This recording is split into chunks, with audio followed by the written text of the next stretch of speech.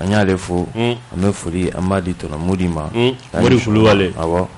a kɛnɛyara a kɛnɛyara tabaraka a kɛnɛyara dɛ hakili la bi ka fisa kosɛbɛ kosɛbɛ an bɛ foli k'o di a ma awɔ k'a ni sɔgɔma Sɛki an b'an baw fo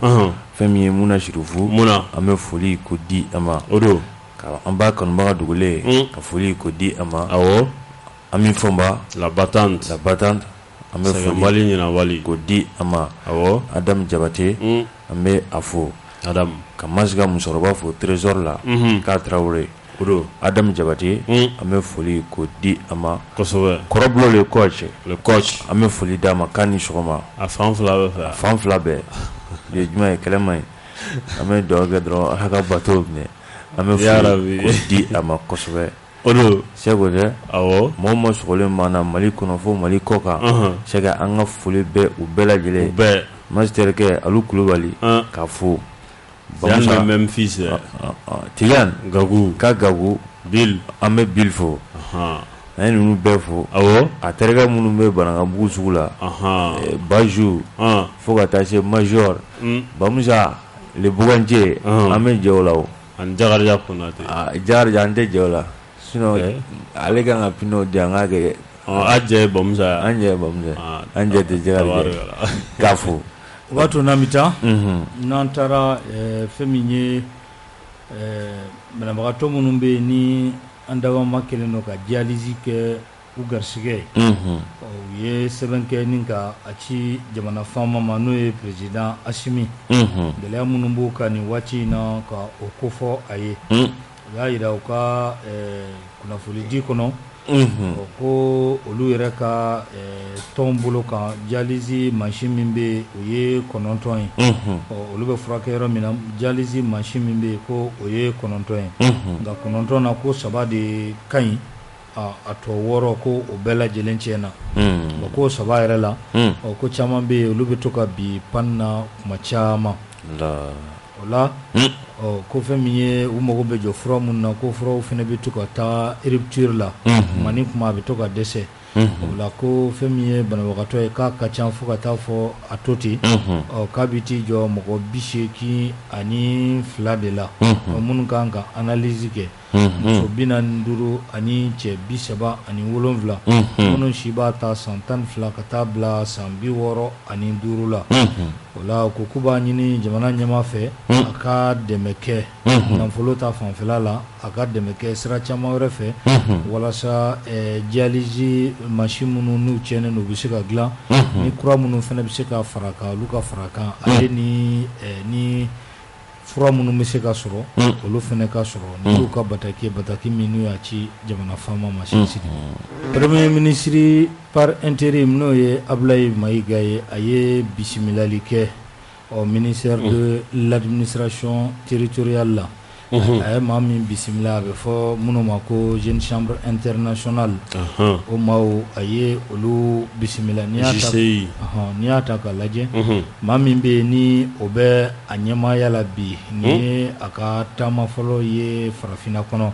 a ka ja a ye Mali de suganti walasa k'a ka taama ni ka na a kɛ fasoba Maliba o kɔnɔla la n'i ye kow ta k'a lajɛ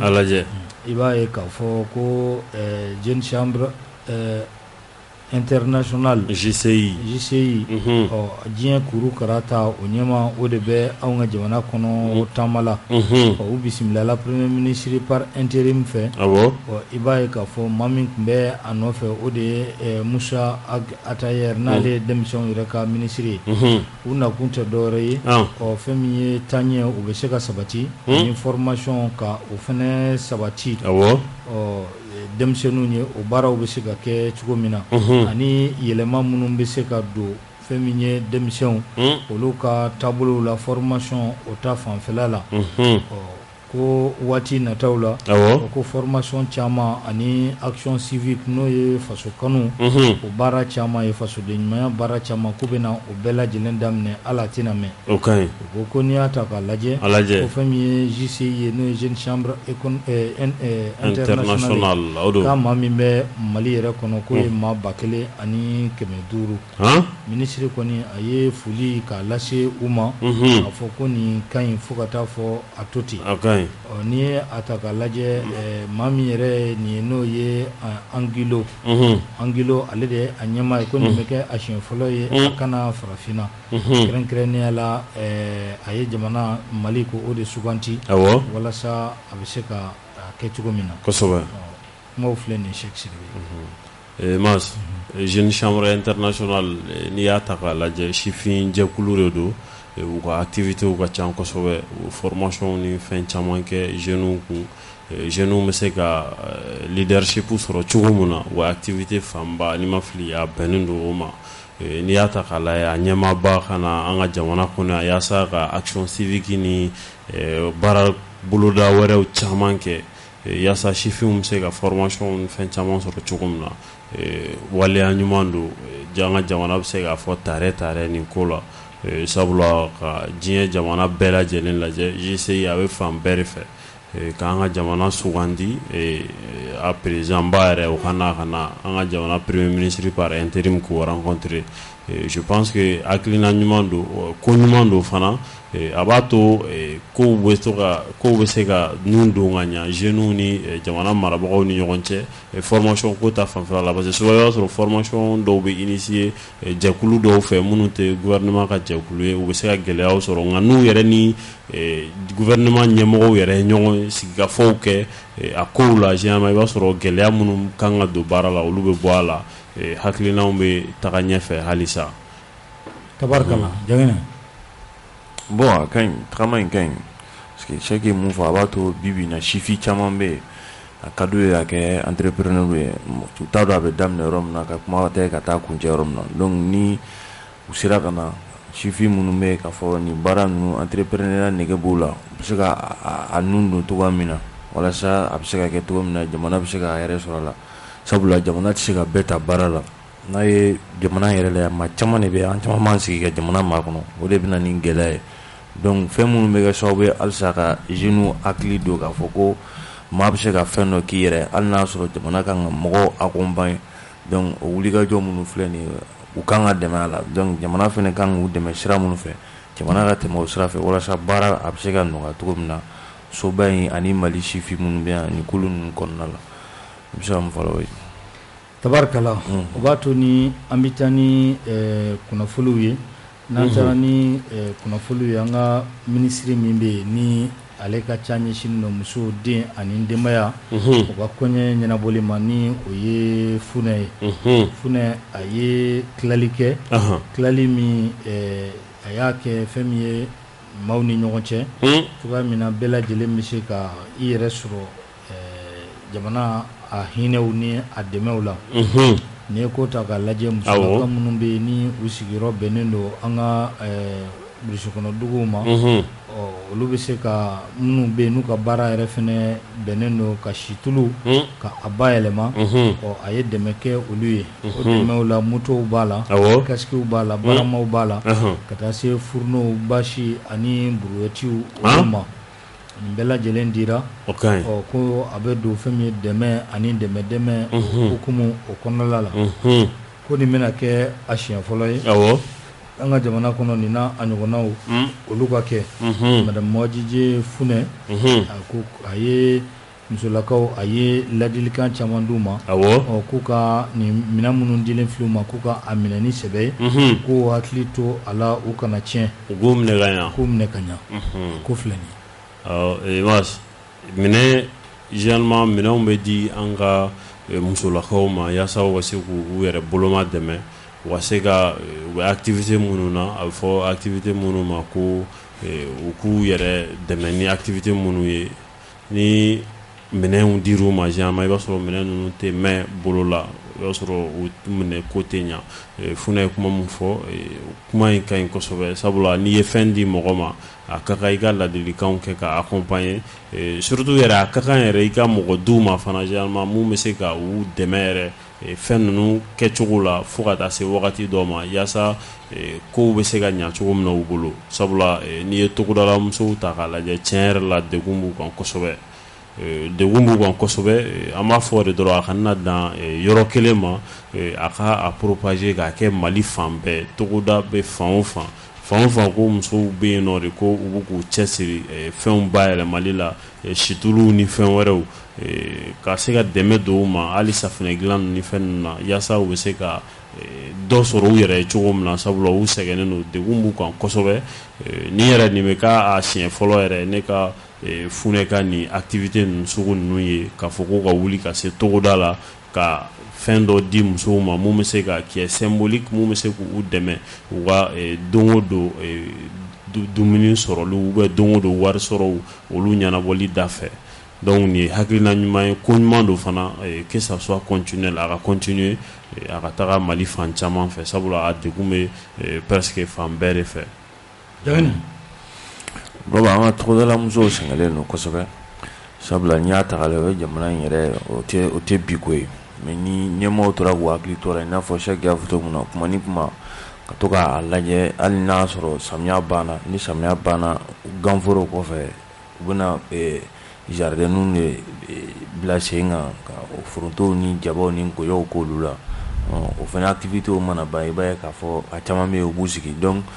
ni kuma dɔw la ni Sɛki ye mun fɔ ni sɛnɛ kɛra ka se ka sɔrɔ ka fɛɛrɛ kɛ ka safinɛ dilanw ni fɛn wɛrɛw ɲɛ yir'u la walasa u fana bɛ se ka activité caman kɛ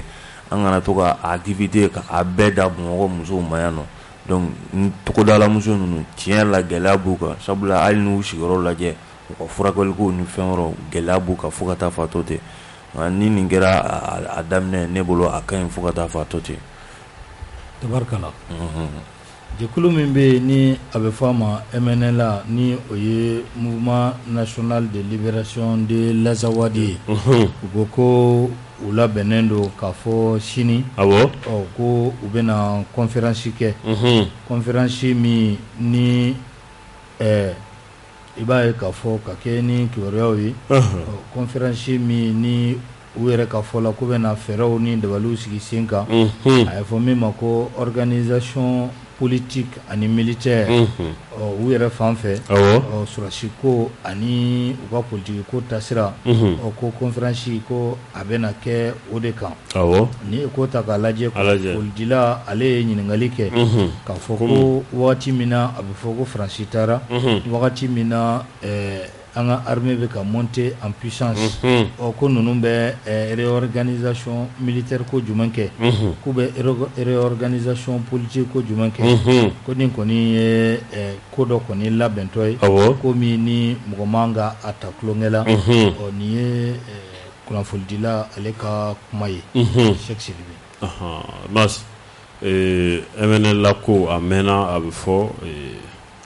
an yɛrɛ bɛ deli k'a fɔ yan nɔ ka caya ni wagati ye wagati mun ni jamana bɛ a sen fila kan banbaaciya wale o kɛlɛli la jogojuguya wale o kɛlɛli la et puis nin ye a wagati ye tubabu b'a fɔ cogo min na c'est le moment propice ka se ka fu siri ni mouvement fɛn fɛn bɛ yen nɔ n'u bɛ mun ye ŋɔni ye jamana in sen na ka se ka fu siri u bɛɛ lajɛlen dan na ni a ma ɲa k'a fɔ ko fara ɲɔgɔnkan de kɛra k'a fɔ ko hali sigikafɔ kɛra hali a ma mɛn ko 26 000 hommes ko o kan ka intégrer fonction publique la ne ɲɛna o bɛɛ ye ninnu ka faveur de ni mouvement ninnu minnu kɛlen don ka ŋɔni don Mali sen na sanga ni wagati ka banbaaciya wale ou bien ka gɛlɛya ta ka jamana sɛgɛrɛ basigibaliya ta fan fɛ ni kɔni ye wagati ye autorités k'a lajɛ halisa u ka wuli ka jɔ kɛ mouvement fɛn fɛn bɛ yen nɔ jɛkulu fɛn fɛn de bɛ yen nɔ ko i delila ka marifa ta ou bien k'i ye marifa tala ye ni u ka fu siri a bɛɛ lajɛlen dan na a bɛɛ lajɛlen ka kɛ histoire ye an ka jamana kɔnɔ ni wagati in na sinon ni o ma kɛ ni nin wagati in fana tɛmɛra k'a fɔ ko élection kɛra président kura sigira a baara bɛ gɛlɛya fo ka taa fɔ a to ten a baara bɛ gɛlɛya yɛrɛ a tɛ nɔgɔya yɛrɛ jamais parce que ni président kura sigira mɔgɔ min bɛna sigi président la i b'a sɔrɔ ni o taara campagne ni fɛnw na o fana b'u ka conditions de poser i bɛ sɔrɔ o ma diyagoya walasa ko dɔw ka se ka ɲa donc n'a ma ɲa k'a fɔ ko fanga min bɛ bi bi in na mɔgɔ si ma voté k'u sigi donc maintenant ko bɛɛ lajɛlen ka ɲɛnabɔ nin période kɔnɔna la yaasa mɔgɔw bɛ se ka taa kala kelen kan walasa mɔgɔw bɛ se ka taa u sen fila kan cogo min na jamana bɛ se ka avancer sinon ni ninnu tora yen ten tɔ ka to k'u organiser ka to ka conférence baw kɛ ka to ka lajɛbaw kɛ jamana kɔnɔ commandant fila tɛ bateau kelen kɔnɔna la o tɛ se ka kɛ o donc maintenant a ka to commandant kelen ma ninnu ka autorité ka fu siri a ko bɛɛ lajɛlen dan na olu dɔrɔn tɛ MNLA dɔrɔn tɛ a kɛra jɛkulu fɛn fɛn ye u ka fu siri a bɛɛ lajɛlen dan na lakana ka sabati mɔgɔw ka avancer tabarikala jɛnɛ b'a ye cogo di vraiment MNLA kɔni yɛrɛsago baara ka d'u ye fo ka taa fɔ a tɔ tɛ parce que n'i yɛrɛ ye MNLA fɔ dɔrɔn i bɛ minnu ko ko ka jamana ko k'a tila ko fan dɔ bɛ ko k'o d'olu ma k'o y'olu ta ye donc ni nana bɔ olu ta ne bolo balinako tɛ cogo di bi bi in na parce que fɛn caman bɛ yen a ninnu bɛ ka don tiɲɛ na fanga fɛ yɔrɔ dɔgɔkun yɛrɛ la an da sera ma k'a fɔ ko fɛn min nouvelle ENA o concours ko a ka lajɛ ko fɛn min kota dɔ ye ko k'o di olu ma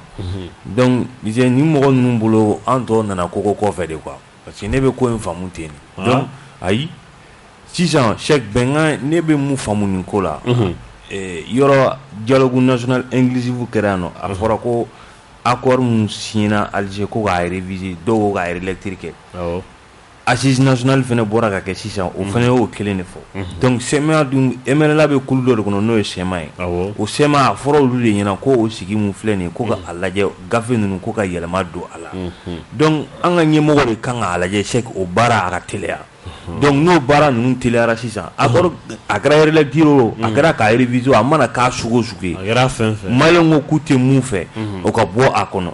tant que an bɛ ninnu jigi sɛmɛnen bɛ accord yɔrɔ dɔw la k'a fɔ mise en œuvre intégrale de l'accord ko ka accord k'a lawaleya a jɔsuru n'a a jɔjan bɛɛ lajɛlen fɛ donc CEMA MNLA tɛ bɔ nin posture kɔnɔ donc n'a ma ɲɛ k'a fɔ ko u b'o o de kɔnɔ an dun nana transition ye furancɛ fanga de a tɛ se ka baara bɛɛ kɛ mais baara dɔw bɛ yen i b'a ye k'a fɔ a bɛ se ka olu dili don k'olu sigi k'olu gulonmanw sigi kosɛbɛ donc olu sigili dɔ tɛ taa n'a ma ɲɛ k'a fɔ k'u yɛrɛ assise kɛ assise ye mun fɔ accord ko la donc u k'o o baara u k'o kɛ mise en œuvre intelligente de l'accord mun fɔra intelligente ye olu de b'a kɔrɔ dɔn mais n'i ye CEMA ye nin kuma ninnu na halisa fɛn dɔ de b'u kɔnɔ bi bi in na n'i ye Mali ta k'a lajɛ olu bɛna fɔ k'olu bɛna kunnafonidi kɛ fɛn min ye wolomasiri tabaw ka koɲɛ kan olu ye wolomasiri armée fila o tɛ o ye ne kɔni de bɛ o sugu kɛ voilà ni i sigi k'a lajɛ i bɛ communauté internationale ka fasan dɔ yɔrɔ min na o de donc a fɔra ko désarmement démobilisation et réinsertion TDR mɔku hali kunu chef d'état major bɔra kan minnu na Barkhane ka kankɔrɔ ninnu na a tɛmɛna ka mɔku mɔgɔw lajɛ donc olu ye mun de armée reconstituée ninnu olu ye mun de donc ne bolo bi bi in na aw bɛ ka don jamana kɔnɔ hali sisan 26000 combattants an ma bɔ k'a kuma fɔ tile fila in na a kuma ma fɔ a ma fɔ ko k'u don Mali yɔrɔw la yɔrɔ caman ma fɔ maintenant nin bɛɛ bɛna k'aw ye aw bɛna aw sigi k'a fɔ an ye tuguni aw bɛ yɔrɔ min na yɛrɛ aw bɛ ka se k'o sécuriser yan olu bɛ yɔrɔ min na yɛrɛ n ko olu bɛ mun na yen u bɛ mun na ni binkani tɛ donc jamana de b'a lajɛ k'i jɔ i jɔyɔrɔ la ni yɔrɔ la ni bolo fununa bolo bɛ da bolotigi kɔrɔ avec ces gens là axisme tɛ marche ni ninnu ye si tu vas avec le dos de la cuillère dɔrɔn ninnu b'i ka fanga u b'a tiɲɛ i bolo sabula dɔwɛrɛ man d'u ye ni mɔgɔ faga ni drogue feere ni marifa feere tɛ u bɛ balo de la donc CEMA tɛ se k'a fɔ bi bi in na k'olu bɛn'u sigi ko ka conférence de presse dɔ kɛ ko jamana lakana u bɛ jamana maaw de bolo a bɛ s'u ma olu b'a kuma kɛ n'a ma ɲɛ k'a fɔ k'aw bolonɔ bila sɛbɛn na k'aw ni jamana bɛnna fɛn dɔ la a ye na k'o kuma kɛ a banna ne b'a faamu ten de an bɛ waati min na ko sisan fɛn min ye jamana premier ministre ye fanga ɲɛma docteur Choguel Kokala Mayiga bana o bɛ a kan a kɛra sababu ye sa ni a ka docteuru olu ko k'a ka sɛgɛnnafiɲɛbɔ kɛ o sɛgɛnnafiɲɛbɔ maa tɛ o kuntala dɔn fɔlɔ yan'o cɛ sa Ablaye Mayiga ale taara ni ka a ka baaraw olu kɛ o de kama o baaraw bɛ sen na parti politiques caman ye i hakilina fɔ a ko kan caman kumara dɛ RPM olu ko olu y'a mɛn ko communiqué bɔlen ko u ye a communiqué a mɛn parti politique dɔw fana ko a diyara u ye nka dɔw fana ko u bɛ ka kɛ militarisation ye ko ka jamana fan bɛɛ lajɛlen kɛ sɔrɔsi ye jamana jɔyɔrɔba bɛ ko k'o di sɔrɔsiw ma tiɲɛ yɛrɛ la k'a bɛ maa gan i kamana la o ye a fɔ nin fɔcogo in na n'i ye ko ta k'a lajɛ kama ko a kɔni bɛ maa hakili jigin sɔrɔsi fanga o waati de la dɔw da sera o bɛɛ lajɛlen ma siksi de bɛ masini ko la bɛɛ ni hakilinan don n'a ma ɲa k'a fɔ ko Abdoulaye Maïga ale kɛra premier ministre par intérim ye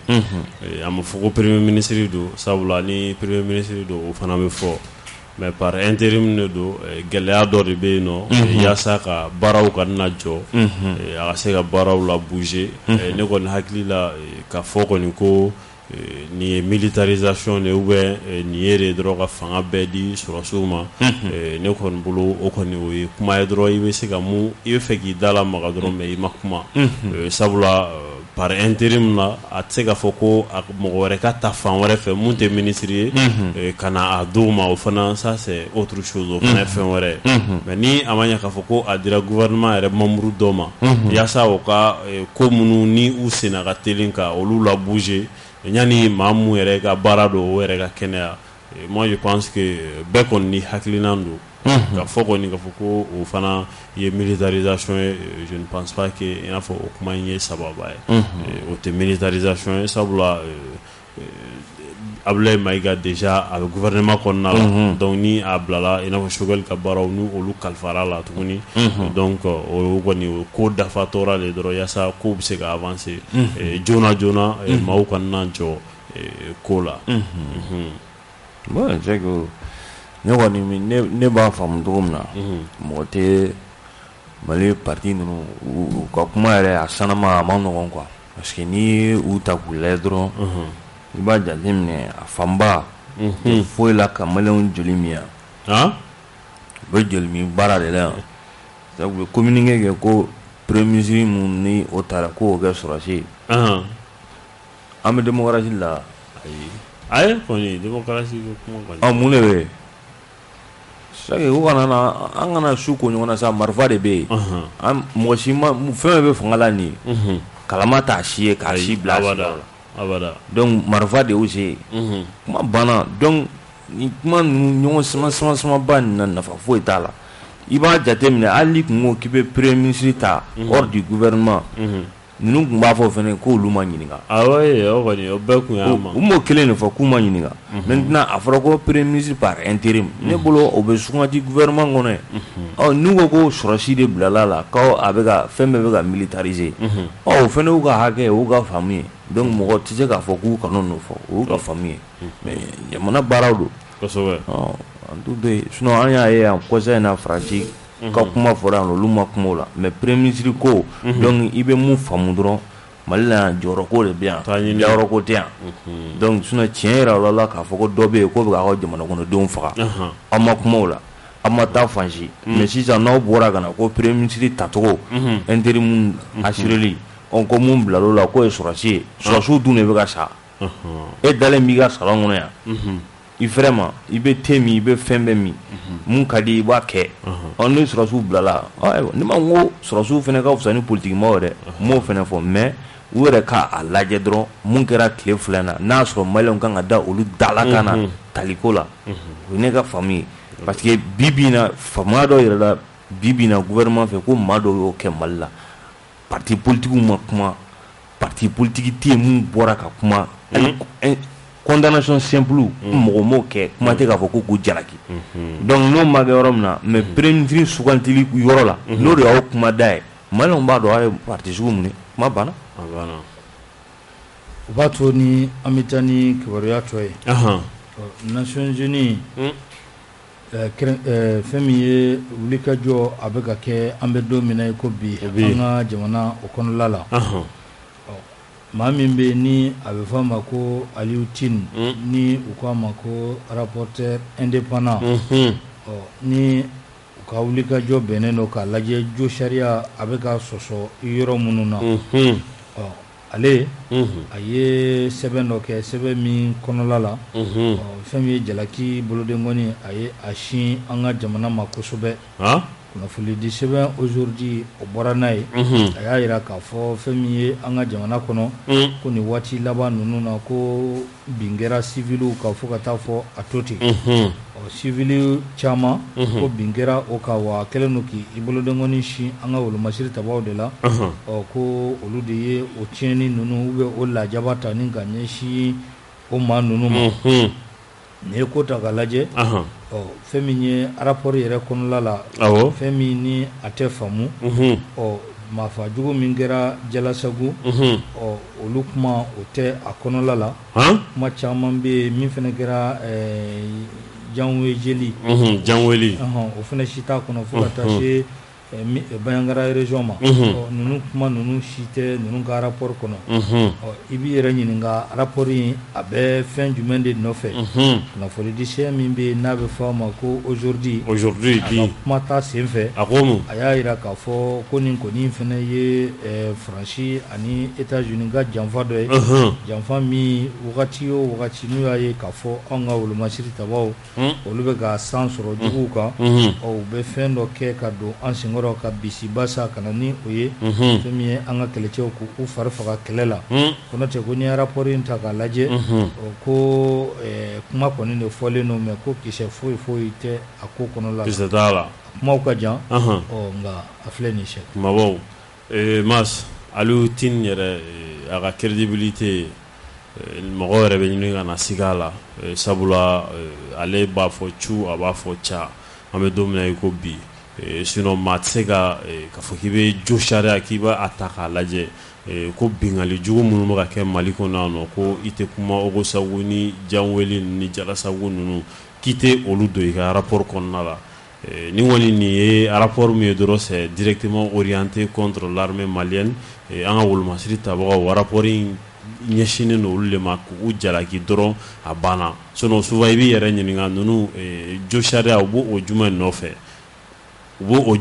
i b'i yɛrɛ ɲininka o la yala jo sariya mun don c'est pour soutenir les terroristes est-ce que c'est pour soutenir le droit des terroristes ninnu ka droit kɔni ɲinini ne ma dala ni o de tɛ sabula wagati tɛmɛlen na u ye mɔgɔ caman ka remorque ni fɛnw jeni Gao sira la mais olu bɛɛ kɛra bingali bɛ ka kɛ mɔgɔw ka dugu kan sanga ani wagati ne ɲɛna fɛɛrɛ ni dabali de bɛ sigi sen kan yaasa k'olu ko k'olu bali n'a ma ɲɛ k'a fɔ ko halisa MINUSMA b'an fɛ yan nɔ ale dun fana bɛ baara kɛ Nations Unies ka hukumu de kɔnɔna la u bɛɛ de bɛ ɲɔgɔn bolo parce que ale ye observateur indépendant ye jo sariya fɛnw jateminɛli la a tɛ tɛmɛ kalo 6 ɲɔgɔnna kan ale bɔra Mali la a ye sɛgɛsɛgɛliw kɛ a ye ɲininiw kɛ fan caman a bɔra Bamakɔ ka taa Tombouctou a yɛrɛ ka fɔ la a ko jo sariya kɔni ko o fɛnw ko olu bɛɛ batolen don yan nɔ mɔgɔ minnu bɛ bouger ni o ye kɛlɛ bɛ kɛ sababu ye ka mɔgɔ minnu bɔ u sigiyɔrɔ la ka na yɔrɔ wɛrɛw la a y'a jira k'a fɔ tuguni ko olu fana minɛ cogo ka ɲi nɔ ko mankan yɛrɛ bɛ ka dabila dɔɔni dɔɔni ko olu caman bɛ yen k'u bɛ ka segin ka to u sigiyɔrɔw la ale y'olu fɔ a ka rapport kɔnɔna la mais i b'a ye k'a fɔ sanga ni wagati nin tout dernièrement tuguni ka tila ka na fɔ ko jo sariya tɛ ka bato an ka jamana kɔnɔ nɔ kuma fila don minnu tɛ ɲɔgɔn sɔrɔ hali ala kelen na sabula n'i ye a ka rapport yɛrɛ ta i b'a ye k'a fɔ ko terroriste u bɛ jatigɛ kɛ wali kɛbagaw bɛ ka gɛlɛya mun ta k'an ka jamana sɛgɛrɛ i t'o fan si santi a la mais ne m'a dɔn i bɛ se ka na kɛ jamana yɛrɛ e nana jamana mun kɔnɔ i ka lakana sabatilen don jamana mun fɛ i nana i ka recherche i ka enquête ni fɛnw kɛ jamana mun kɔnɔna la e bɛ se ka kɛ o ma jugu ye cogo min na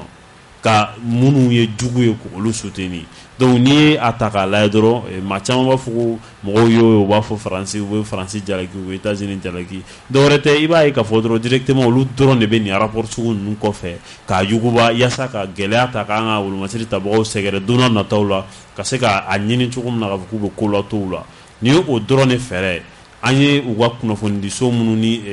kunnafonidi sira minnu geren an ka jamana kɔnɔ yan nɔ i b'a ye k'a fɔ ko nin rapport kelen bɛ ka taga o sira kelen de fɛ wa ONG kirikara minnu fana bɛ yen nɔ ni Human Rights Watch ni a ɲɔgɔnnaw olu fana i b'a ye k'a fɔ nin hakilina fana bɛ taa olu ka rapport kelen ninnu de fan fɛ parce que i b'a ye rapport yɛrɛ bɛ kɛ c'est incomplet munna c'est incomplet parce que jamana mago bɛ fɛn minnu na i t'olu si sɔrɔ a kɔnɔ olu yɛrɛ kɔni bɛ yaala la dɔrɔn i n'a fɔ an ka wolomasiri tabagaw ko minnu kɛra ni o bɛ se k'o nɔrɔ an ka wolomasiri tabagaw la olu b'o o de fɔ u ka rapport kɔnɔna la mais bingali wale mun kɛra an ka duguw kan ka dugu kuturu ci ka mɔgɔw ni hakɛya faga ka population ni hakɛya faga ka an ka wolomasiri tabaga ni hakɛya faga ɲa dɔn o fana tɛ jo sariya kɔnɔ wa yala surasi faga cogo dɔ bɛ yen yala o fana tɛ jo sariya kɔnɔ wa ne hakili la nin bɛɛ de kan ka lajɛ yaasa ka se ka rapport kɛ o kan mais n'i taara rapport kɛ rapport fankelen ye ça veut dire que e ka tir kɔni c'est directement orienté contre quelqu'un donc o tɛ o quelqu'un tɛ dɔwɛrɛ u ka tir ninnu a kɛ kun de dɔrɔn walasa ka an ka wolomasiri tabagaw k'u décourager u ka baara la waleya mun fɛɛrɛ ni dabali minnu sigilen don sen kan yaasa u bɛ se ka ko latɔ banbagaciw la cogo min na k'u la décourager o la olu bɛ se ka san sɔrɔ an kan cogo min na ni rapport ninnu bɔkun ye o dɔrɔn de yaasa ka an sen nasumaya donc an ka ɲɛmɔgɔw k'a lajɛ nin rapport sugu ninnu tiɲɛ yɛrɛ la u k'a essayer hali ni a bɛ kɛ ni a bɛ produit k'a fɔ k'a bɛ publier u k'a essayer ka an ka mɔgɔw i n'a fɔ maliden dɔ don a kɔnɔna la yaasa mun bɛ se ka intervention kɛ nin fana n'i ye nin fɔ kɔni nin falen nin ye nin contraire ye nin ye donc ni rapport bɔra u ka publication wɛrɛ kɛ mun fana bɛ se k'a to mɔgɔw bɛ se ka clarifier cogo min na u ka jo sariya kow la. Jangina bon sege minnu fɔ ne tɛna sigi olu kan bilen parce que ni ye diɲɛ yɛrɛ la bi na k'a ta k'a lajɛ diɲɛ bunakun ka kulu mun jamana mun bɛ k'a fɔ ko o ka baara yɛrɛ ɲɛsinnen bɛ jo sariya yɛrɛ baaraw a kɛlɛli a n'a kuma ma o ye jɔn ye o ye faransi de ye bon bi na ni faransi an tɛ dangan kelen na an t'o la dɛ an tɛ dangan kelen na donc an man kan sigi ka bɔ kulu fɛn fɛn bɛ yen bi k'a fɔ ko olu de bɛ yen ko jo sariya lafasali kulu mali man k'i sigi ka bɔ ni ɲuman olu yɔrɔ donc ne bolo an bɛ taa an ci fɛ de an bɛ taa an ci fɛ donc karamɔgɔkɛ ɲuman na wulu bɛ wo ci dɔgɔ min jɔ a bɛ jɔ dɛ donc i ye mun fɔ an b'a ye k'a fɔ bingani caman kɛra an ka jamana kɔnɔ yan n'i y'a ta k'a lajɛ mali la kalo tɛmɛlen bɛ attaque minnu kɛra fan bɛɛ Kati fo ka taa se Kolokani n'a ɲɔgɔnna ninnu ma k'a bɛɛ tugu ɲɔgɔn kɔ i ma ninnu mankan mɛn i t'u ka condamnation mɛn i t'u ka foyi mɛn mais n'a fɔra k'i ka wolomasiri tabaw ye wuli ka jɔ kɛ dɔ wɛrɛ tɛ k'i faga i galabu la o de don ka Mali armée ka se ka normalement fɔ dɔrɔn ka morali k'a sape moral cassé voilà o de nege b'u la donc ni mɔgɔ min y'a faamu dɔrɔn k'a fɔ ko i ye kuma min fɔ tir orienté o de dɔrɔn ka ɲɛsin jɔ ma wolomasiri tabaw ka ɲɛsin jɔ ma bi na minnu bɛ fanga la sabula dɔwɛrɛ tɛ don mun na n'u tɛ fanga la u ka nin manamanakan ninnu u b'olu de ta k'u b'u kɛlɛ n'u ye diɲɛ kɔnɔ donc n'i ma ɲɛ k'i nana jamana baara la i b'a baara ka sɔrɔ i ma ninnu dɔw lamɛn sinon i ye mun fɔ ale de bɔra yan nɔ maa si ma marifa ta k'i jɔ a tɔnkɔrɔ an kɔni m'o ye a bɔ jabaranin bɛɛ lajɛlen na ale de ka ko tiɲɛ na ko jo sariya k'a labato ye Mali kɔnɔ yan o ni sisan cɛ n t'a dɔn ni mun yɛlɛmana ale de bɛ se k'o fɔ an ye ale de b'o dɔn dɛ sinon an ka armée kɔni maa caman fagara tɛsit ne ma ale kumakan mɛn n'a y'a sɔrɔ o fana tɛ jo sariya ko dɔ ye i b'a sɔrɔ an tɛ jo sariya an n'a man kan ayi o kɔni i b'a sɔrɔ an ka wolomasiri tabagaw jo sariya ko la anw tɛ se ka fɛn f'o la i yɛrɛ i b'i yɛrɛ ɲininka o tuma jo sariya a kun ye dɔrɔn de ni an ka wolomasiri tabagaw ye wulikajɔ min kɛ ka taa o ɲɛɲini k'a fɔ ko o ye jo sariya sɔsɔ kabini kurukanfuga charte bɛ dilan wagati min na ne hakili la jo sariya ko kuma o tɛ fɔ an ye a bɛ jɔ k'u ni kuma tani ka sigi hali Nations Unies tribune na k'a f'u ye jo sariya bɛ anw fɛ yan kabini lawale kabini Kanku Musa ninnu tile jo sariya ko kuma o t'a ni maa jɛ yan sabula an bɛ a dɔn hadamaden ye fɛn sugu min ye a b'an ka dalɛn de la ko ni mɔgɔ ye ɲɛ dugɛ maa su kan k'a fɔ ko o bɔ an su kan donc n'a nana k'a bɛna jo sariya ko kuma fɔ an ye kabako de don donc ne kɔni bolo dɔrɔn jamana ɲɛmɔgɔ an bɛ sira mun kan a sira a tɛ ninnu ka sira tɛ u ka faamu tɛ fɛn minnu n'u bɛ a kɛ dɔrɔn k'an galabu faga an ka kɛtaw la ne b'a bila o minɛn de kɔnɔ. Lassana Doumbouya ale ye kɔnɔwarikaw olu ka chef d'état-major général i b'a ye k'a fɔ kunu alamisa ani a ka kɛlɛcɛ minnu minɛlen don n'u bɛ an ka jamana kɔnɔna la olu ka denbaya ani olu ye ɲɔgɔn ye hukumu kɔnɔna la a y'a jira k'a fɔ ko fɛn min ye sigikafɔ ko a bɛ ka kɛ a kɛcogo la o ni Mali cɛ ko ni Ala sɔnna ma ko nin ko in ko fura bɛna sɔrɔ a la dunun tɛ taa bala tɛ taa wulikajɔ kɔni ko o kɔni bɛ ka kɛ fan caman fɛ bɛɛ b'i sɔn i ta fan fɛ cogoya min na sɔnɔgɔya o bɛ se ka sɔrɔ a ko la juru kun o bɛ se ka ɲɔgɔn sɔrɔ cogo min na o hukumu kɔnɔ fɛn min ye Mali yɛrɛ kɔnɔna la yan jo sariya minnu bɛ a ko ɲɛmaaya la CNDH olu ye taama kɛ ni ka taa bɔ kɔnɔwari sɔrɔsi minnu minɛlen don ni ka taa b'u ye kusuba o y'a jira k'a fɔ ko fɛn min ye lasagoni ko a bɛ kɛ sariya dɔw de kɔnɔ mɔgɔw minɛcogo dɔw de b'i la ko u b'a ɲini an ka jamana ɲɛmaaw fɛ ko baara ka kɛ o hukumu o kɔnɔla la olu kɔni sera ka u bɛɛ lajɛlen u ka kɛnɛ u ni na baara taabolo kɔni ka ɲi ni leçon damadɔ u y'o fɔ ko hakili ka to o la Cheikh Sidibe kosɛbɛ n'i ye a ta k'a lajɛ i b'a ye k'a fɔ CNDH b'an fɛ yan nɔ o de la an bɔra ka kuma min fɔ sisan jɛkulu caman bɛ yan nɔ minnu bɛ jo sariya kan ni gɛlɛya nana la jamana kɔnɔna la minnu bɛ bɔ ka kuma wa u tɛ nɔgɔ to kuma la ni hakilina ka wuli ka taa ni wolomasiri tabaga ninnu ka to k'u lajɛ ni o ye kɔnɔwarigaw ka maa 49 ye ka to u lajɛ mun b'u la maa caman b'i yɛrɛ ɲininka u bɛ min yala u bɛ se ka ye u bɛ fɛn dɔ ni olu yɛrɛ sera ka wuli ka taga u lajɛ ka yira k'a fɔ ko u ka condition u minɛcogo k'a fɔ ko o ka ɲi o ye tabarikala ye o ye tare u ye mun fɔ ka fara kan tuguni ko améliorer jamana ɲɛmɔgɔw ko o kɛ o améliorer ka fara kan o fana ye laɲini ɲanama ye fɛn mun ye fana u ka chef d'état-major quoi u ka famille rencontrer c'est vrai tiɲɛ don wulikajɔw bɛ sen na yaasa ka a ko bɛ dala faga cogo min na mais ce qui est sûr jamana ɲɛmɔgɔw b'a dɔn halisa nin ko fana bɛɛ lajɛlen kɔfɛ réalité mun b'a la mɔgɔw tɛ mun kalama o fana bɛ yen nɔ a kɛra cogo cogo réalité wɛrɛ bɛ yen tiɲɛ wɛrɛ bɛ nin ko in kɔnɔna la mɔgɔw tɛ mun dɔn donc olu de b'a dɔn a ko bɛ se ka gérer cogo min na donc halisa wulikajɔw kɔni bɛ sen na sabula dɔgɔkun kɔnɔna yɛrɛ la u ka mɔgɔw nana délégation caman nana ka na au conseil mɔgɔw k'u rencontrer ka jɛkulu caman bɛ yen nɔ quoi olu rencontrer yaasa sigikafɔ bɛ se ka kɛ a ko la cogo min na fɔ ka bɛn bɛ se ka kɛ cogo min na ne kɔni bolo halisa diplomatie a ka to jamana ɲɛmɔgɔw ka bolo ka halisa u yɛrɛ k'a lajɛ jamana bɛ se ka ɲɛ cogo min na a bɛ se ka ɲɛ jamana ma cogo min na u b'a kɛ ten tɔ mas bon tiɲɛ na nin ko in comme a ma ɲɛ a bɛ kiri ka bolo kan diplomatie fana b'a ka baara la jamana maa wɛrɛw diinɛtigiw fana b'u ta la ne bolo fiɲɛ bɔda bɛ sɔrɔ a ko la n'a ma ɲɛ k'a fɔ ko u ka chef d'état-major yɛrɛ u ka maa minnu minɛlen bɛ bɛrɛla yan nɔ n'a kɛlen don k'u lasigi ka somɔgɔw la faamu k'a fɔ ko baaraw bɛ sen na walasa u bɛ se ka sigi u ka jamana na cogoya min na n'a hakili la bi bi in na o baaraw bɛ sen na sabula kibaruya caman yira k'a fɔ ko don n'a natɔ la fɛn min ye Macky Sall fo ka taa se Faure Gnassingbé ani Alassane ni Assimi Goïta ma u na kuma ɲɔgɔnya dɔw kɛ donc o bɛɛ kun ye tɛ dɔwɛrɛ walasa laɲiniw olu bɛ se ka sabati cogoya min na tiɲɛ yɛrɛ la a ko fura bɛ sɔrɔ a la an b'a fɔ ten tabarikala o bɛ ka kɛ an ka jamana ɲɛmaaw fɛ cogoya min na Mali dugujukɔrɔ nafolo a bɛɛ lajɛlen bɛ se ka kɛ an ta ye cogo min na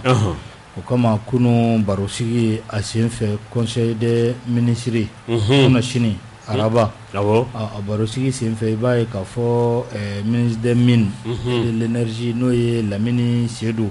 ale kɔni ye ŋaniya ta ka na n'a ye gouvernement a ɲɛkɔrɔ o gouvernement fana jɛra ni a ye ŋaniya tɛ dɔwɛrɛ ye fɛn min ye ka cakɛda dɔ sigi cakɛda min ni a bɛ i wasa don Mali dugujukɔrɔ nafolo a ɲinini na a labaarali ani a feereli la nin bɛna kɛ cakɛda belebele min ni a kasabi bɛɛ lajɛlen bɛna bɔ an ka jamana yɛrɛ de fɛ n'i y'a ta k'a lajɛ nafolo kasabi min n'o kan ka don a la n'o fɛn bɛ fɔlɔ o de ye CFA wari a miliyɔn 100 ye a wari bɛɛ lajɛlen bɛ ka bɔ jamana yɛrɛ jiginnɛba o kɔnɔla la n'a kɛra a bɛ kɛ sababu ye anw ka jamana awɔ a sɔrɔ fɛn fɛn bɛ yen n'o bɛ bɔ dugu jukɔrɔ anw yɛrɛ ka an sen don a la sa n'a ma ɲɛ k'a fɔ ko anw de ta don anw kan ka an sen don a la baarali la a feereli ani a ɲinini na ko Mali dugu jukɔrɔla ka ɲi fo ka taa fɔ a to ten ko sabula n'i y'a ta k'a lajɛ kilomètre carré 900 ko o bɛɛ lajɛlen de jate bɔra k'a lajɛ k'a fɔ ko nin bɛɛ lajɛlen de kɔnɔla la fɛn min ye dugujukɔrɔ nafolo a fɛn caman bɛ yen pétrole bɛ yen sanu bɛ yen fɛn caman wɛrɛw bɛ yen fɛn minnu bɛ yen n'u bɛ diɲɛma nafa bi a ko kɔni filɛ nin ye Sɛki mas nin de laɲininen don a mɛnna ka se ka Mali dugu jukɔrɔ nafolo ka taa sanu na a n'a ɲɔgɔnna fɛn wɛrɛw hali minnu bɔli ma daminɛ fɔlɔ n'u kuma fɔra ka taa se minnu yɛrɛ hali jugement yɛrɛ enquête ma se minnu ma fɔlɔ an ka jamana yɛrɛ ka wuli ka jɔ kɛ ka se ka nin fɛn ninnu ka a bɛɛ bɛ se ka contrôler cogo min na sabula a yirala k'a fɔ ko fɔlɔ-fɔlɔ la cakɛdaw tun bɛ yen nɔ minnu kun sigilen don sanuko Mali dugu jukɔrɔ nafolo jate minɛli dɔrɔn ma minnu ni u ka baara bɛnnen don dɔrɔn ma entreprise minnu ni olu bɛna exploiter n'olu bɛ baara kɛ ɲɔgɔn fɛ yaasa Mali sanu ni a bɔra ni Mali dugu jukɔrɔ nafolo fɛn fɛn bɔra malidenw ka se ka a nafa sɔrɔ cogo min na ni a baaraw bɛ kɛ a baara caman ka kalifa an yɛrɛ ka jamana cakɛdaw la cogo min na nin waleya kɔni ni a ma ɲɛ k'a fɔ ko an ka jamana ye bɛ ka laɲini ko a kuma fɔra ka ban conseil des ministres la k'a fɔ ko cakɛda in a bɛna sigi sen kan yaasa an ka sanu fɛn o fɛn bɛ yen nɔ k'a bɛ bɔ dugu jukɔrɔ ko a bɛɛ de bɛna to an yɛrɛ ka bolo kan a feereli o a baarali o a fɛn bɛɛ an yɛrɛ da ka don a la an yɛrɛ ka kɛ a ko camancɛ la ne kɔni bolo a tɛ tɛmɛ o kan fo ni minnu bilala a baara la n'u ye janfa kɛ sinon bibi in na a bɛ ka fɔ cogo min na sanu bɛ bɔ dugu caman na i b'a ye k'a fɔ gɛlɛya bɛ yen nɔ fo ka taa fɔ a to ten olu yɛrɛ tɛ sanu yɛrɛ u t'a nafa sɔrɔ yɛrɛ hali dɔɔni donc ni a ma ɲɛ fɔ ko a ko bɛ ten tɔ jamana yɛrɛ ni a ye wulikajɔ kɛ yaasa nin cakɛda sugu ka sigi sen kan kɔni vraiment c'est salutaire nin kun ye mɔgɔ caman yɛrɛ fana ka laɲini k'a fɔ ko jamana yɛrɛ ka a jɔ jɛmɛfɔla jɔyɔrɔ la jamana dugu jukɔrɔ nafolo fɛnw bɔli la kosɛbɛ sabula ni jamana yɛrɛ sen t'a la a baara tɛ se ka ɲɛ hali dɔɔni n'a fɔra ko sanu bɛ bɔ yan nɔ a quantité dɔɔnin tɛ k'a fɔ ko o bɛ taga ko kɔkan de k'a labɛn kɔkan de ka sɔrɔ k'a fɔ ko bon nin quantité de sɔrɔla a bɛ feere nin de la a bɛ tan tɔ donc ne kɔni bolo o ye baara tɔ k'a jɛ sabula foyi tɛ anw bolo ka se k'a vérifier k'a dɔn k'a fɔ u bɔra ni hakɛya joli yala u ye nkalon de tigɛ wa yala u ye tiɲɛ de fɔ wa mais ni o baaraw bɛɛ kɛra an fɛ yan nɔ ka raffinage k'a bɛɛ kɛ yan nɔ k'a bila au propre ka sɔrɔ k'a feere a bɛ dɔn o la nin an ta ye nin t'an ta ye a sɔrɔla nin na nin ne sɔrɔla nin ma sɔrɔ o la o moyen b'an bolo ka se k'o vérifier ne kɔni bolo waleya mun do kɔni a sigira sen kan k'a baaraw kɛ ka ɲɛ jamana b'a nafa sɔrɔ kosɛbɛ. non ko in kɔni nin ye alhamdulilayi nin ye tare sabula jamana min tiɲɛ yɛrɛ la gɛlɛya caman bɛ yen baara tɛ denmisɛnninw bolo an da bɔra a kuma la sisan nɔ ni fɛn bɛ ka se ka sɔrɔ mun b'a to jamana bɛ sɔrɔ yɛrɛ min ye a bɛ fɔ ko Mali ye jamana min ni sanu fanga ka bon a la kosɛbɛ kɛrɛnkɛrɛnnenya an ka gun kan yan nɔ n'i y'a jateminɛ Mali ye jamana min n'a sanu bɔta ka ca kosɛbɛ mais Mali bɛ joli de sɔrɔ a la o de ye ɲininkali tɔ min bɛ yen donc ni jamana ɲɛmaa minnu bɛ bi k'a fɔ k'olu ye hakilina sɔrɔ k'a fɛɛrɛ ani dabali sugu sen kan mun b'a to jamana yɛrɛ b'a dɔn sanu hakɛ jumɛn bɛ bɔ n ka jamana kɔnɔ k'a fɔ ne bɛ sanu ta ka taa n'a ye tacogo la n ka société yɔrɔ n bɛ taa n'a ye cogo la cogo min hali n'a sɔrɔ k'a fɔ i ni jamana de ye bolonɔ bila sɛbɛn kɛ nka fɛn min ye nin waleya in k'a bɛɛ kɛ Mali kɔnɔ yan n hakili la don tɛmɛn'o la an y'a ye k'a fɔ fɛn min ye laginɛkaw ye olu ye nin kɛ malidenw ye kule bɔ k'a fɔ ko tiɲɛ la ko Mali yɛrɛ fɛnɛ kan ka a lajɛ n'a ma ɲɛ k'a fɔ laginɛkaw ye nin miirina min ta k'a fɔ k'u ka sanu a n'a fɛn bɛɛ lajɛlen k'a fɔ k'i ka machine tiɲɛna i bɛ taa dilan k'i k'a bɛɛ dilan o baara ye n'an ka jamana mɔgɔw fɛnɛ nana o ɲɔgɔnna kɛ sabula don tɛmɛn'o la an bɛɛ y'a kuma fɔ hakili an delila k'a kuma fɔ ni plateau kelen kan yan nɔ ni jamana ɲɛmaaw y'o ta ba la ne bolo foli de bɛ k'u ye Sɛki y'a fɔ cogo min na fɛnɛ a kana ta kɛ dɔw fɛnɛ ka a baara bannen ka to ka a fan dɔw bɛ k'a bila ka t'i jufa la olu kɔni ka bɔ a la a kana kɛ ka maa si ka parti financer sabula ni a tɛmɛna nin bɛɛ kɔfɛ politikimaaw mana na u bɛ taa kɛ poste politique ye k'u ka maaw bila ye donc u b'u ka parti kɛsiw fa mɔgɔw ka wari la taa fa ni nafa tɛ dɔn a la donc f'a ka kɛ de n'i y'a jamana wari a ni ye sanu ye an ka Éthiopienw ladege k'a fɔ bibi na u ka sɔrɔ a gulennen don u ka avion na an k'a kɛ Mali sɔrɔ a gulonna Mali sanu na maa o maa n'i y'a a wari taara i jufa la dɔrɔn k'i jɔ dɔrɔn ka mugu ci la o k'a ko bannen donc n'o kɛra a bɛ ye tiɲɛ yɛrɛ la ni an ka jamana ni bɛ nin de la sɔrɔsiw ka wari bɛ sɔrɔ nin na fɛn min ye bɛɛ de ni bɛ don nin wari la donc n'o kɛra dɔrɔn i b'a ye tiɲɛ yɛrɛ la jamana bɛ lafiya mais ka jamana kɛ ni ne ye jamana sɔrɔ ye jamana sɔrɔ bɛ ne la ni ne b'an ka jamana kɔnɔ jamana yɛrɛ bɛ glorifier ni fɛn min ye jamana tɛ fɛn sɔrɔ o la donc o man ka kɛ donc ni jamana ma ɲɛ k'a fɔ ko jamana b'a fɔ an ka sɔrɔ bɛ ne la o de ka don ba la k'a yira mɔgɔw la k'a fɔ nin wari nin man ka dun maa si fɛ nin ye jamana ta de surtout an bɛ wagati min na sisan an bɛ kɛlɛ de la donc kɛlɛ dun ça demande les moyens ni mɔgɔ min ko k'i bɛ fɛ ko ka se kɛlɛ la sanga nin waati walasa kɛlɛ kɔni wagati kuntagala jan de don an bɛ kɛlɛ mun na nin o yɛrɛ mana guerre asymétrique maa si t'a wuli kuma dɔn i t'a ban kuma dɔn donc an bɛ wagati min na sisan an ka jamana mago bɛ nafolo la nafolo bɛ sɔrɔ cogo min na ni jamana ɲɛmaaw ye miirina ni faamu sɔrɔ k'o baara kɛ jamana kɔnɔdenw kan k'o kɔkɔrɔma don o baara la o b'a to ni an bɛ taa ɲɛfɛ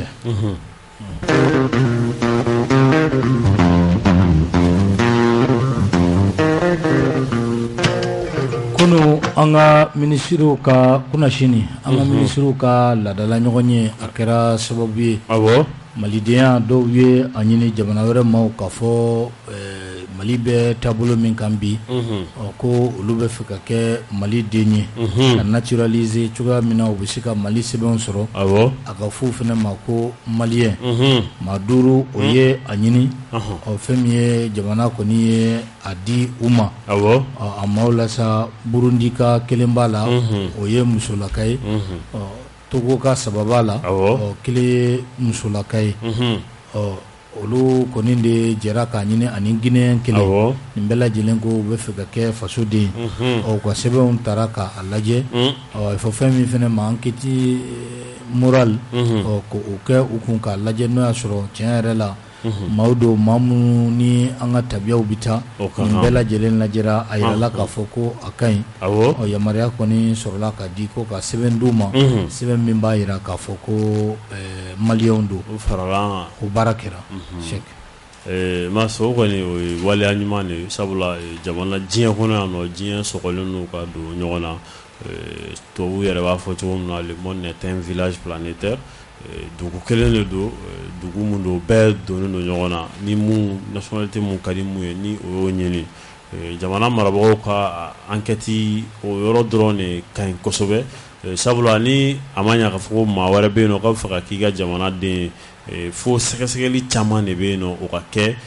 a ka dɔn k'a fɔ ko tiɲɛ yɛrɛ la nin n'a ka kan a ka d'a ma sabula hali ni an yɛrɛ fana ka jamanadenw bɛ ka a ɲini fan wɛrɛw fɛ i b'a ye k'a fɔ o ɲɔgɔnna kelen de bɛ kɛ donc a ka kɛ o tagabolo kelen kan o de ka ɲi nɔ sinon maa caman bɛ yen nɔ minnu ni u bɛ bɔ jamana wɛrɛw la u bɛ na u munumunu an ka jamana kan yan dɔrɔn u bɛ se k'u tile damadɔ kɛ ka papier kolon dɔ dilan u bɛ taa wolosɛbɛn dɔ dilan mairie dɔ la ka taga politiso la ou bien gendarmerie la ka taa carte d'identité dilan ka sɔrɔ ka diɲɛ minɛ n'a ye donc i b'a sɔrɔ olu caman bɛ yen nɔ u bɛ taa tiɲɛni kɛ a bɛ fɔ ko maliyɛnw don ka sɔrɔ maliyɛnw tɛ a kɛra sababu ye ka mɔgɔw tɔgɔ tiɲɛ ka malidenw tɔgɔ tiɲɛ fan caman fɛ sabula anw de ka carte d'identité ni fɛn wɛrɛw y'u sɔrɔ ka di kosɛbɛ hali n'a ma ɲɛ k'a fɔ ko sisan fɛɛrɛ caman sigilen don sen kan yaasa ka enquête caman kɛ walasa n'i nana k'i bɛna carte d'identité dilan i b'a sɔrɔ ɲininkali caman bɛ olu bɛ k'i la walasa i kana se ka o dogo ni dogo kɛ cogo min na ka se k'o sɛbɛnw sɔrɔ donc ni jamana ɲɛmɔgɔw y'a ye maa minnu bɛ fɛ ka Mali nationalité ɲini u ka a d'u ma n'u n'a ka kan ni mun n'a ka kan a ka d'u ma sabula diɲɛ sariya yɛrɛ de y'a ko fɔ diɲɛ sariya yɛrɛ de ko ten tɔ ni nationalité ni maa min y'a ɲini dɔrɔn i b'a sɔrɔ enquête de bɛ kɛ ka jateminɛ ni n'a ka kan a ka d'i ma donc a kana na to maaw ka na dɔrɔn k'u munumunu ka na an wolosɛbɛnw ni fɛnw ta ka tila ka carte d'identité dilan ka taa diɲɛ fan wɛrɛw fɛ ka taa tiɲɛniw kɛ a ka fɔ ko an ka jamana don denw don o ye gɛlɛya ye kosɛbɛ donc a waleya kɔni tiɲɛ yɛrɛ la a ka ɲi c'est salutaire bon n'a ma ye wagati tɛmɛn'o la jamana mɔgɔ ye sɛgɛsɛgɛli kɛ k'a fɔ ko mɔgɔ minnu bɛ yen n'u fɛ ka Mali nationalité ɲini u bɛ tɛmɛ sira dɔw fɛ hakili la ni mun tɛmɛn'o sira fɛ ni jamana ɲɛmɔgɔ y'a d'i ma fɛn balama ka y'o la o tɛ kɛ gɛlɛya ye minnu bɛ chaque ye minnu fɔ sisan nɔ minnu bɛ na ani maa dɔw bɛ yen nɔ olu yɛrɛ kelen ka sɔrɔli kama u bɛ jamana papier dɔw ta ka di maa dɔw ma k'a sɔrɔ u n'a man kan donc n'i ma tɛmɛ o sira fɛ fo k'a fɔ i tɛmɛna jamana yɛrɛ de ka sira fɛ sira ɲininen fɛ u ye sira mun bɔ k'a fɔ ni mɔgɔ mun bɛ yen k'a fɔ k'i bɛ mɛnna Mali la n'i bɛ fɛ ka kɛ maliyɛn den ka Mali nationalité ta ni tɛmɛna o sira fɛ ne bolo basi ma ko tɛ. Cheikh Sidibe an taara sugu la an seginna ka na kosɛbɛ fɛn min ye Burama Jalo Mase ale fari ma cɔcɔ bi awɔ donc an bɛ taa ni baaraw ye kibaruya laban mun bɛ yen an b'o di e bɛ sɔrɔ ka nɛgɛjuru k'a di maaw ma kosɛbɛ an ka ministre de la défense colonel Sadio Kamara awɔ i b'a kalama ale taama kɛ fɛn min ye Rusilakaw fɛ yen i b'a ye k'a fɔ sigi belebele awɔ ale tun bɛ fɛn min ye Vladimir Poutine n'ale Rusi faama ye ale ka jamana o kɔnɔna la k'a sababuya kɛ bi bi in na Rusiw ani maa minnu bɛ k'a fɔ n'u bɛ ɲɔgɔn ye hakilinaw la ani faamuu ni kow taabolo la ani diɲɛ yɛrɛ taabolo la bi i b'a ye k'a fɔ olu caman de ye ɲɔgɔn sɔrɔ ye n'i y'a o ta k'o lajɛ i b'a ye k'a fɔ Mali jamana ale ni Rusi jamana baara caman bɛ yen bi bi in na n'an kɛlen don ka mun don ɲɔgɔn fɛ lakana taasira b'o la terrain ko b'o la fo ka taa se fɛn min ye courant ko olu baaraw bɛɛ lajɛlen o ɲɛɲinitɔ bɛ a ko o kɔnɔna la Sadio kɔni a taara Rusi jamana la i b'a ye k'a fɔ don n'a nataw la Cheikh Sidibe i b'a ye k'a fɔ Mali ni Rusi n'a ma ɲɛ k'a fɔ panko a bɛ na la cogoya min na a fɔ mun ma fɛn min ye munition o tɛ kɛlɛ o tɛ kisɛ ye marifa kisɛw mugu ni kisɛ o caman n'a ma ɲɛ k'a fɔ o caman olu bɛ nalen Sadio ka nin taama in kɔni kɔfɛ i b'a ye k'a fɔ ko a kɔni a ye fɛn min Rusi jamana o kɔnɔna la maramafɛn dilanyɔrɔ caman bɛ yen fo ka taa se kɛlɛkɛminɛn wɛrɛw ma minnu bɛ yen n'u nafa bɛ an ka wolomasiri tabaw ye i b'a ye k'a fɔ a ka wulikajɔ caman bɛnna ninnu kɔni ninnu koɲɛw ɲɛɲini ni ma taama in o kɔnɔna la don n'a nataw la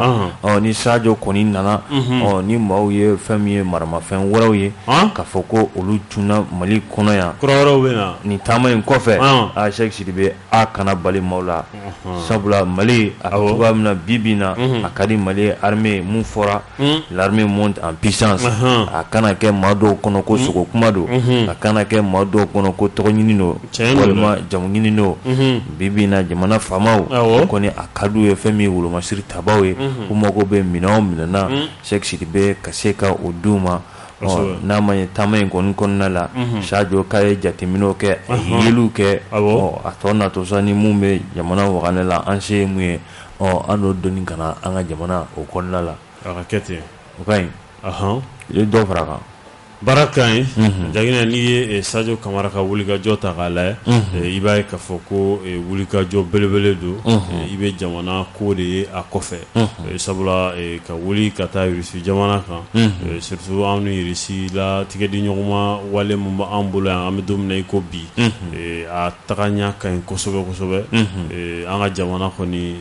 an bɛ ka a nafa sɔrɔ sabula a ma se i ka na i sigi ka base militaire sigi jamana côté naani bɛɛ lajɛlen na k'i yɛrɛ yira fan bɛɛ fɛ ka yala yala suguw ni ɲɔgɔn cɛ ko o kɔrɔ de k'e bɛ ka jamana dɛmɛ tiɲɛ yɛrɛ la Rusi y'a yira an na k'a fɔ ko o tɛ hali n'i ka base militaire tɛ jamana kan i ka dɛmɛ ni dɛmɛ bɛ se ka bonya o jamana kan kosɛbɛ fo ka taa se o jamana ka jaabi ɲuman sɔrɔ a ka waleyaw kɛlen na Rusi b'o k'o de yira an na an bɛ don min na i ko bi i y'o kanko mun fɔ ka kɛ ni kibaruya ye i n'a fɔ an ye mun sɔrɔ kɔrɔ Kasimu ale ka siraw fɛ Rusiw ni Mali don n'a nataw la u bɛna kan 50 k'o kan ka jɔ mais 30 Cheikh a bɛna fɔ kɔni o baara olu bɛna kɛ joona joona don n'a nataw la Mali jamana o kɔnɔna la awɔ Jaginɛ o bɛɛ ka ɲi sabula maa mun ye a jeniyɔrɔ fin kabini a ma kan sigi kɛlɛbolo ta fanfɛla la i b'a ye k'a fɔ n'o o ye kan sigi kɔni o bɛ kɛ taarɛ de sabula a ka gɛlɛn kosɛbɛ Rusi fana ka na installer kan kɔnɔ k'a fɔ ko waleya jugu caman bɛ sen na ko o bɛna continuer o kɔni o kow ka gɛlɛn kosɛbɛ sabula diɲɛ kɔnɔ yan nɔ kow ye puissance kow de n'i y'a ye an bɛ ka jalaki bi Faransi kan dɔwɛrɛ tɛ ŋaniya ɲuman de t'a la ka ɲɛsin Mali kɛlɛko ma mais n'i ye Rusi ta k'a lajɛ i b'a ye k'a fɔ ŋaniya ɲuman b'u ka kow bɛɛ lajɛlen kɔfɛ i b'a fɔ u ka kɛlɛkɛminɛn caman nana an ka ministres ye mun fɔ k'a fɔ ko partenariat ma ni Rusi cɛ dogona t'a la gagnant gagnant don i ta filɛ n ta filɛ a banna anw doni faransi ninnu cɛ ta ye mun ye gagnant don sabula olu bɛ dɔ d'aw ma ka tila ka munumunu kɔfɛ sira fɛ ka na wo bɔ i ka kogo la donc ni a ma ɲa k'a fɔ k'o tɛ Russie fɛla ko ye ko Russie ta ye anw yɛrɛ b'a ɲini cogo min na a ka kɛ jɛlenya kɔnɔ a ka kɛ tilennenya kɔnɔ o de ye anw yɛrɛ dusukun na ta ye donc ni a bɛ ka kɛ ten tɔ ka ban Jaginɛ i b'a ye k'a fɔ ko kow ka ɲi kosɛbɛ Sadio Kamara a ka taga ni baara ye kosɛbɛ don n'a nataw la fana Mali bɛ se ka bɔ ni gɛlɛya ninnu bɛɛ kɔnɔ cogo min na ka se k'i sigi kɛnɛjɛ kan bɛn ani kelenya o ka don fasodenw bɛɛ lajɛlen ni ɲɔgɔn cɛ n hakili la don n'a nataw la Ala ka o sabati an ka jamana ye. Allo an sɔgɔma somɔgɔw bɛ di i tɔgɔ ni jamu Muhamadu Jara i Jara ka bɔ Minibiti la kuma b'i bolo aw ka kuma ka di n ye dɛ a diyara n ye bamanankan minnu b'a ɲɛna yɛrɛ de i b'a fɔ Masini Jaginɛ Jara ye k'u kana n'u ka simisi ye ko m'a passé Minibiti pompe yɛrɛ kɛrɛfɛ k'u kana nayi k'u kana n'u ka simisi ye n ka so k'a passé ko n ye sigi passé la de a faamuna i y'a faamu awɔ n y'a faamu wala ko simisi ɲumanninw ani ɲɛmaa ka finiw k'u ka sukaro o cogo ta n'u ye baasi t'a la wala n b'a fo dɛ i ni baraji Jara tɔgɔma i tɔgɔ ni jamu kuma ni yɛrɛ ka bɔ Dawudabugu kuma b'i bolo m'aw fo awɔ a diyara n ye ka lamɛnnikɛla bɛɛ lajɛlen fo ni an fa fɔ Buru la awɔ ani Sidibe ni Ismaël Samake vraiment n bɛ ɲɛmɔgɔ fo hali Ala ka système sankɔrɔta ya Rabbi vraiment a y'aw da don kunnafoni minnu na nin diyara anw ye kosɛbɛ Mali ni Russie ka coopération awɔ hali sisan ka a dɔ fara a fanga kan walasa dugu ka se ka malo cogoya min na parce que an y'a ye k'a fɔ adamaden dɔw ka laɲini tɛ foyi ye Mali ni Russie ye bolodi ɲɔgɔnma min kɛ ɲɔgɔn ma walasa fiɲɛ ka se k'a sɔrɔ a kɔnɔ u ka bɔ u ka segin k'a fɔ ko olu ye nin de fɔ kabini a mɛnna donc o tɛ anw ka ŋaniya ye cogoya si la o kɔfɛ mouvement minnu fana bɛ k'u bɛna sigi dɔ kɛ n'o ye ko olu ka sɔrɔsiw ka sira fɛ vraiment an ka ɲɛmɔgɔw parce que an y'a ye k'a fɔ nin wagati in na wulikajɔ min bɛ an ka sɔrɔsiw bolo o man kan tɛ k'a to mɔgɔ si ka o ɲɛkɔrɔma tigɛ i n'a fɔ sɔrɔsiya wɛrɛ ta sira fɛ an ka sɔrɔsiw man kan tɛ ka sɔn armée wɛrɛ ta a fɔ k'u bɛ sigi dɔ kɛ armée minnu n'o olu ma reconnu jamana fɛ an bɛ armée min dɔn o ye armée républicaine ye n'o ye jamana yɛrɛ ye mɔgɔ minnu ta n'a b'u sara a b'u fɛrɛ bɔ a bɛ kɛlɛminɛ san u ye ale de bɛ fɛn bɛɛ lajɛlen k'u ye ka se k'u bila condition na u ka se ka jamana lakana u ka jamanadenw n'u bolominɛw bɛɛ lajɛlen lakana donc armée wɛrɛ man kan tɛ ka hali ni mɔgɔ min ye a kuma fɔ a bɛ n'a fɔ crime o kɔfɛ ni mɔgɔ o mɔgɔ ye jamana nafolo don o ka kɛ crime imprescriptible quoi n'i ka se ka fusiller moratoire min bɛ peine de la mort kan u ka wuli ka bɔ an ka peine de la mort kan parce que adamadenw tɛ siran sariya ɲɛ sisan quoi u ka wuli ka bɔ yen nɔ parce que an y'a ye k'a fɔ en tant que ni fagali yɛrɛ ma kɛ Mali kɔnɔ sariya sira fɛ vraiment mɔgɔw ni jɔra gɛlɛya ɲɛ u ni jɔra jamana sigi ɲɛ cogoya sugu bɛɛ lajɛlen de la quoi donc n b'i fo Ala k'aw bolo mɛn aw ka baara la merci. An b'i yɛrɛ fo kosɛbɛ 20 20 18 65 20 20 18 65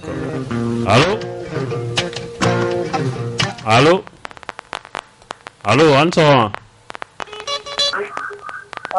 allo an sɔgɔma baasi tɛ i tɔgɔ ni jamu ne tɔgɔ Ama Yatara kuma b'i bolo minnu sera kuma min kan minnu b'a la ka jɔ sariya kuma fɔ o tuma terroristes bɛ bi dugu minnu kan civil minnu kan o tuma olu tɛ jamanadenw yan tiɲɛ yɛrɛ la u bɛ olu tɛ civil yan an ka arme minnu bingali bɛ k'u ka dɔn o don k'u faga olu fana tɛ jamanadenw yan kuma filɛ nin ye dɛ maaw bɛ se ka jɔ sariya kuma fɔ an ye cogo di a ka gɛlɛn an ka ɲɛmɔgɔw fana ka dɔ fɔ n'u ye min kuma nasugu fɔ an ka ɲɛmɔgɔw fana ka dɔ sɔrɔ ka t'o fɔ u ka n'u to u yɛrɛ ma awɔ n b'aw fɔ kosɛbɛ an b'i yɛrɛ fɔ kosɛbɛ 20 20 a b'a mɛn a tulo b'i la 20 20 18 65 20 20 18 65 allo an sɔgɔma baasi tɛ tɔgɔ ni jamu Abuka Jara. I Jara Aba Karbala. baasi tɛ kuma b'i bolo Aka babu ɲɛna kojugu. Jara an ye U bɛ ka jɔsariya min fɔ u b'o fɔ Bamakɔ yan de o. U b'a fɔ Bamakɔ yan. Ko baasi t'a la u bɛ se k'a fɔ Bamakɔ yan n'u sera Burusi kɔnɔna na u da kana don jɔsariya ko kuma na baara le min bɛ Burusi kɔnɔna na anw de b'a dɔn n'Ala sɔnna.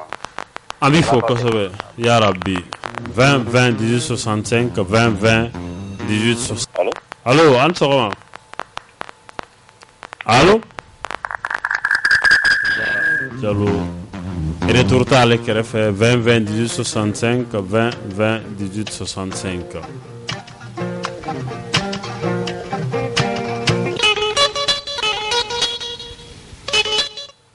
Allo an sɔgɔma i tɔgɔ ni jamu Bakɔrɔ Jara Safo. Kuma b'i bolo Aga kunnafoni taabolo ka ɲi. A diyara an ye. Mais u kana ɲinɛ Jubaju kɔ dɛ. O ye jumɛn? Parce que o Kidali de. En tant que ni Kidali ko in ma latigɛ Mali tɛ suma dɛ. O kɔni ni Kidali kɔni ma tigɛ ni Kidali ma tigɛ ka bɔ mɔgɔ ninnu bolo Mali tɛ suma dɛ. A faamuna an b'i fo 20 20 18 65 20 20 18 65.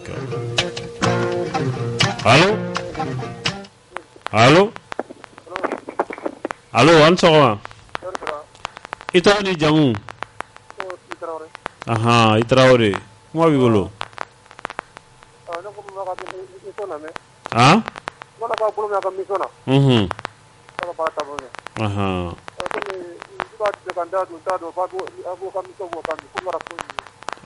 jumɛn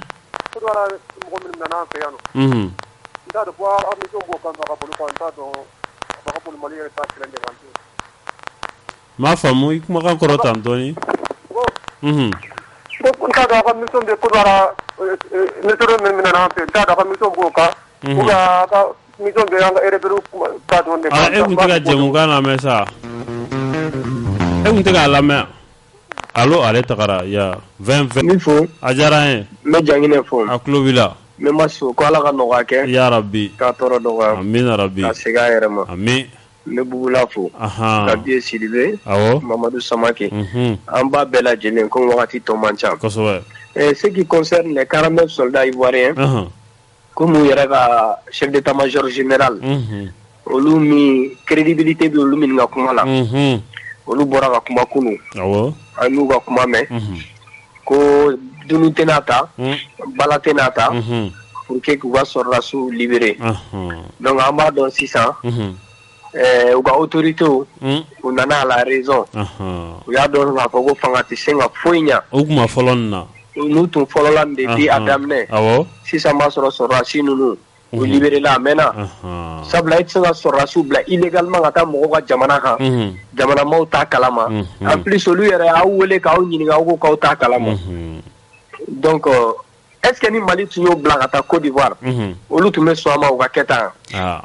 Donc maintenant ça nous minɛna comme ils sont venus à la raison maintenant donc an bɛ se ka taa négociation sira kan u bɛ se ka bila hali o kuma ninnu bɛ se ka fɛngɛ donc mo b'o la n bɛna MNLA ka yɔrɔ la MNLA ka yɔrɔ c'est comme tuma o tuma n'u ɲɛ bɛ Mali ka ɲɛtaga la u bɛ na à la provocation ça c'est une provocation parce que aw tɛ c'est-à-dire aw tɛ armée ka kuma da ye aw tɛ autorité nationale ye k'a fɔ k'aw bɛ taa ka taa aw sigi c'est vrai ko kuma politique kan mais tout le monde a droit de faire la politique mais de parler sur les militaires o ta tɛ bɛɛ bolo ka t'i sigi k'aw bɛ taa kuma militaires kan o mɔgɔ min ka kan ka kuma militaires kan olu kɛrɛnkɛrɛnnen don k'olu bila yen de donc u ka nin c'est comme an bɛ se ka nin kɛ comme c'est une provocation ka taa jamana autorités ka côté la. Donc vraiment an bɛ min f'u ɲɛna malgré tout ce qui min bɛ ka d'u ma an ye armée 26 000 et quelques u bɛna ta o la nouvelle ENA min bɛna créer sisan 16% o bena donuma on mana am malien to na jiwo fere wa mais malgré tout ça am be sigila nya be accepter ko ka duma ça parce que am fe kana ni be mais pour aller faire une conférence de presse l'armée du même bolo donc vraiment ma funyana o gana sur la table sur la raison ka bon mana ko nous ni fait nous na vous m'excusez de terme o ga boni ko su posture su ko no la o gana nga jamana be joti ko mina nga tana nga jamana eti vraiment mo nye funyana et puis mini yoro vraiment Allah tuma kan ke akanga ke sabula an ga dugu jugoro na folo na be bode ga kala kana an bolo la swala vraiment il est nyugu yere la quoi il est nyugu yere la vraiment merci mo wa ciao amifo kosobe Wandaw 20 20 18 65 20 20 18 65 mabe allo antoma ito ko di jamu jara ka ba sudima ijara kuma bi bolo